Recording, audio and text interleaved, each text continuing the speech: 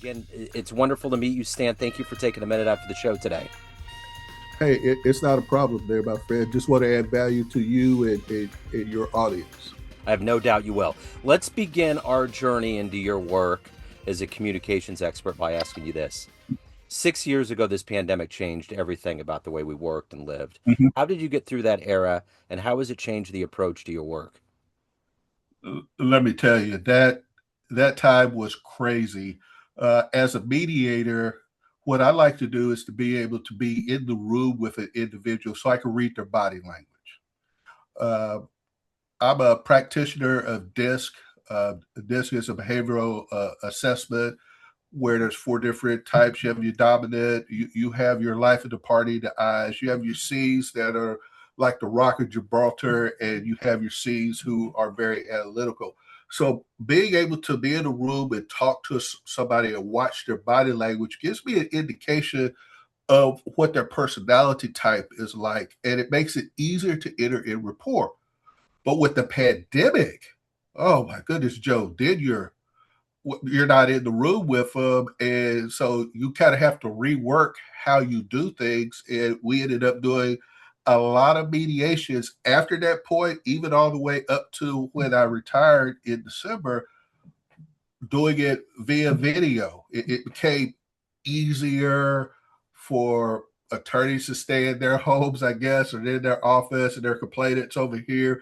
People didn't have to fly in. So at that point, it became, I guess, more cost effective in some cases after the pandemic. But yes, it it made it different. It made it kind of hard to see the body language, and sometimes I kind of have to position people in the camera and say, "Hey, can you let's just move the camera back or try to position them in the room so I can get a better read, at least on half the body." Yeah, for sure. So let's get into the work that you're doing right now on a daily basis. I'm going to put you in front of a bunch of 13-year-olds at career day, and one of the kids just wants to know what you do for a living. How do you explain it? What I explain to them is I help break conditioning, and what I mean by that is we are mentally conditioned by limiting beliefs. We doubt ourselves. We speak uh, negative language to ourselves, and if that's not bad enough, Joe, we allow other people to speak negativity into our life because they're uncomfortable with where they are. And heaven help if you advance yourself past where they are. So they speak negativity into your life as if they're living it. And then what I try to do is, uh, ladies and gentlemen, is to unlock freedom. All right, to move you from those limiting beliefs into freedom, and that has to do with changing your vantage point. You're A lot of us are limited, like horse with blinders on. Try to remove those blinders, have them call out the negativity, Joe, for what it is. Okay, the negative beliefs for what they are, and get them to shift their vantage point on how they see things, and then they can move toward freedom. And once you're free, Joe, the third part is to lead fully. So I would tell young people, I want you to be able to lead fully because you have escaped your mental captivity, you found freedom, and now you can lead out of that freedom. So what did you want to be when you were a kid? When you were 12 or 13, what was your dream job? My dream job was to be like a computer specialist. Got into college, Joe, and found out, you know what? This being a computer person and writing code, that's not me. So I ended up, I know it's gonna sound bad, I dropped out of college to join the Navy. But that turned out to be a very, very good thing because it allowed me to repurpose my life. So, yeah, that's what I would. I have to admit that. Yeah. Uh, but eventually, I shifted, wanted to be a naval officer, and was able to do so. So when you were growing up, what did you see as far as leadership and communication and getting to this point in your life where you're helping people get to that point to find that freedom? First of all, I have to give a lot of credit to my father and my Royal Ranger leader. I have a book that came out in December. that I did in collaboration with several other authors, 12 of them to be in fact. And my portion of the book talked about how my dad and my Royal Ranger leader fed into my life so far as leadership wise. They were not only talked about being a good leader, but also my father lived it out. And it's his shoulders, as well as my Royal Ranger leaders' shoulders, that I stand on here today. Their example and how they fed leadership into me. Now, I'm gonna be honest with you, Joe. I didn't know it at the time. Wow, they're feeding leadership into me. But looking back on it, that's exactly what they were doing. So, who would you say has been your inspirational force throughout your career? Somebody that's helped you navigate and find your success and to give that to others? Well, I've had several, but let me talk about the most recent one. When I was ready to I'd been injured in the line of duty as a police officer and wanted to get back into law enforcement and uh, looking at the field of being a federal investigator. Man, let me tell you, I was trying hard, but I had to find somebody that I could lead into that believed in me. He happened to be a federal investigator, a senior one, and he helped me through the process, believing in me. Sometimes when I lost faith in myself, and say, hey, this is what you need to do, this is what you don't need to do, guided me, and eventually I was able to make my way in as a federal investigator, and then proceeded from there to be a supervisory federal investigator and mediator. So, talk to me a little bit about what is the energy for you to do this work that you do to help people find that communication core, to find that freedom. I mean, this isn't just a regular gig. This is No. affecting people's lives, the rest of their lives, and everybody in their lives. What gives you that energy every day to do that and to take care of your own soul? Well, I like helping people find connection. So being a mediator is being the ultimate peacekeeper. But I also believe in going into businesses and helping them with their communication and leadership skills, that I'm maintaining the peace before it's ever interrupted, helping them put parameters and sensible boundaries in place so they have less miscommunication and less issues. And frankly, as my mentor, John Maxwell, says, leadership is all about influence, all about influence. And you can't influence somebody positively if you're not communicating with them. So I get pumped when people are actually making connections with people in the workplace, because I know that workplace is going to flow smoothly. And believe me, Joe, in my time with OSHA as a whistleblower investigator, I've seen more than enough disruptive, dysfunctional workplaces. So how do you keep calm in those situations? What is it about you that you've learned throughout your life that's allowed you to be that voice of reason, especially as crazy as the world's gotten? I'm sure people have gotten more amped up. What's that core in you that stays calm? Joe, may sound a little too simplistic, or it may even sound silly. It goes back to when I was a cop. Uh, I heard a lot of things about police officers bringing stuff home with them and negatively interacting with their spouse. So what I decided I was going to do is, when I got to my front door, I would vision taking my work off as if I'm taking off a coat and hanging it in the closet, and there is where it stayed. And now I can go in and I can interact with my family. When I'm dealing with these mediations and I'm talking to people, I sort of kind of do the reverse. I put on a cloak. I put on a jacket that says, "Okay, you're a neutral, and you need to actively listen to both sides."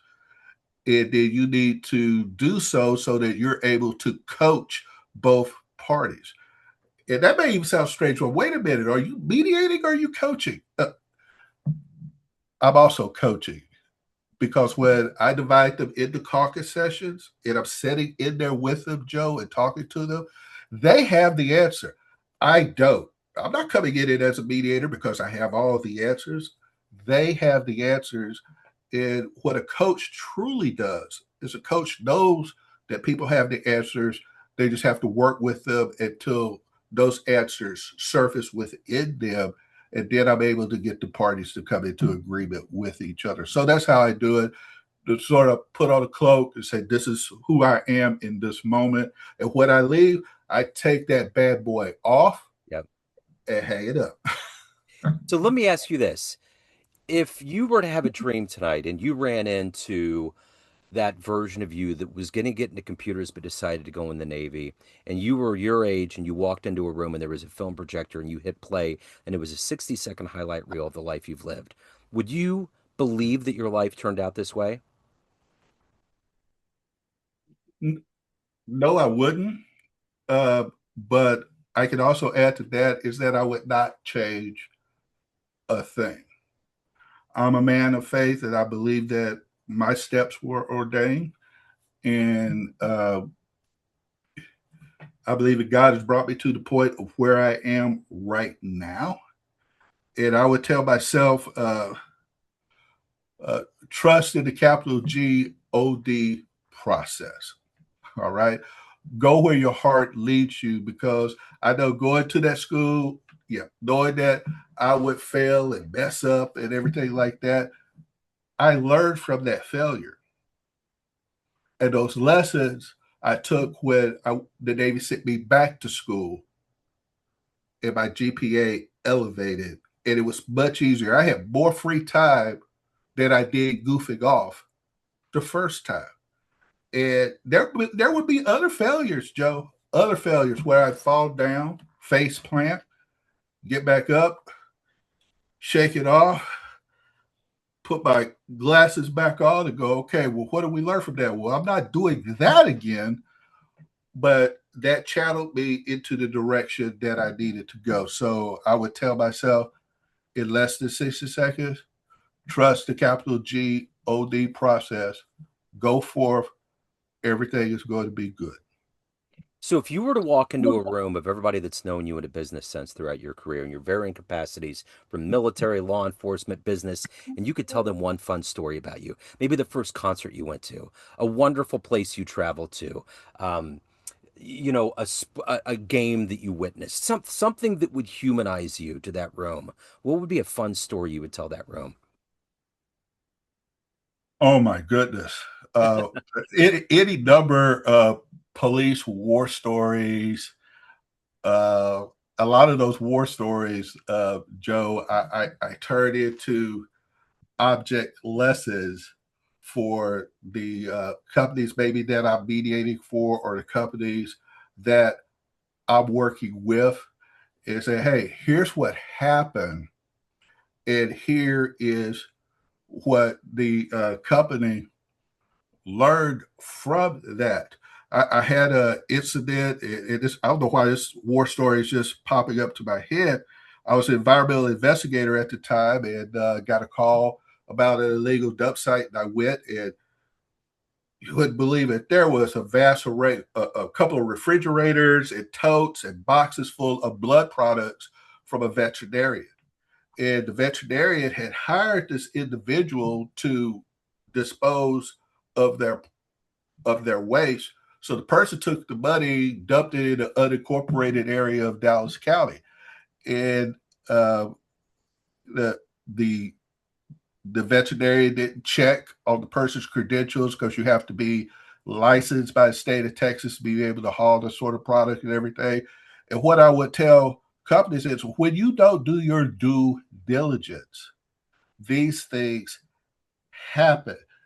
And in that instance, you actually had staff personnel who didn't do what they needed to do to take care of the head person of the clinic, and this was the result.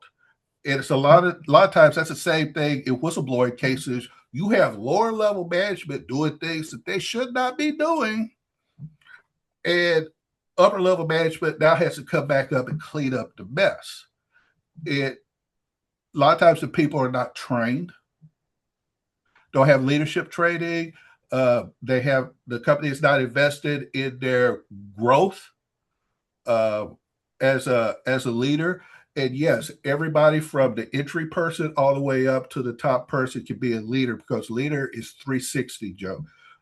You can lead to those that you oversee, you can lead to your peers, and you can lead upwards. And you have to feed into your people, you have to train them because really, as I said here, and I talk to you and I think about it, it goes back to the upper level management. Your people cannot do what they're not trained to do. Yeah. If you're not training them in ethics, you're not training them in leadership, you're not training them in growth, you're not training them into in communication, you should not be surprised that there will be mishaps in any or all of those areas. So when you look back on the big rearview mirror of your career and everything that you've accomplished and evolved to, what are you ultimately the happiest about, the proudest of? Well, the private stuff I'm most happy about is B.A.R.B. Lewis. Yeah. We've been married 31 years this year. She is my rock. Literally, she's an S, I'm a D. All right. So where I'm weak, she's my opposite. So all of her strengths fall into my weaknesses. And I look at our marriage sort of like here I go in police terms again. It's like doing a building search. One of us may take point, but at one point she may go ahead and I cover her back like she was covering mine. And so when she's moving ahead in those instances, she's working in her strengths. And I need to let her go ahead and do that. And then we get to a certain point and we leapfrog again, and I come in front exercising my strengths. So as I look back in the rearview mirror, I am grateful that the Lord has brought this woman into my life, and I'm grateful to have been married to her for 31 years. And by His grace, I'll be married to her another 31 years if He allows me to be here on earth that long. Right on. I love it. So, Stan, at the end of the day, everyone has a perception of you, family, friends, everyone that gets your book, everyone that knows you in varying capacities, but you run the show. What's your perception of you? Who do you think you are? Ooh, now that you got me right there. I think I'm a simple man. Um, I accept who I am. I accept being that dominant personality. Uh, I am happy with the gifts that God has given me. I, I'm not jealous over the gifts that I do not have because if I had those gifts, I would not be me. And I look at myself and know that I'm fearfully and wonderfully made. And I know who made me, and I can be happy with that. Matter of fact, I am happy with that. So, you have a Amazon best-selling book, Standing on the Shoulders of Giants. If anybody wants to get a copy of that, they want to reach out, they have questions, any of the good business, where do they go? They could go to Stan Lewis, StanLewis.net/home. And you can find my book there. It did here at the beginning of July. You'll find a link in there to where I will start to do my pre-launch for my new book coming out. Evict the doubts that have been squatting rent free in your mind and send them on an extended vacation. So that'll be out September the 15th. And I do have a value add also for your audience. They can go to stanlewis.net/home and they can find it there. Or if you'd be so kind as to put the link in your show notes, and that will send them over to a form. They fill that out. It's a free gift. It'll help people detox the doubt that you've been living with because unless you call those doubts out and you take intentional, proactive steps to overcome those doubts, they will haunt you. And so, what this sheet does is it will help you detox, call those doubts out, put action steps into place so you can move past them and you can break conditioning unlock your freedom and you can lead fully. And that's what I want for your audience. I appreciate you having me here on your show. Again, Stan Lewis, StanLewis.net/home to get hold of me.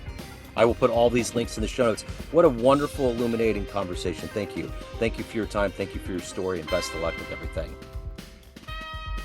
Be blessed, brother. Yes, Thank sir. you. Thank you.